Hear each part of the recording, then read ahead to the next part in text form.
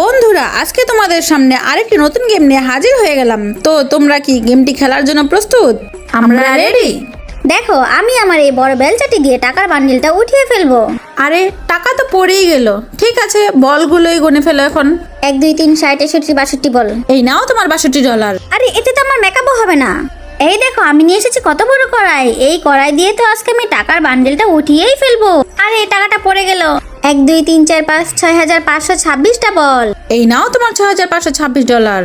বন্ধুরা, আমি আমার বয়ফ্রেন্ডকে বিয়ে করাবো, সেই জন্য আমার অনেক টাকা চাই, যেন আমি ওর বিয়েতে অনেক টাকা উড়াতে পারি।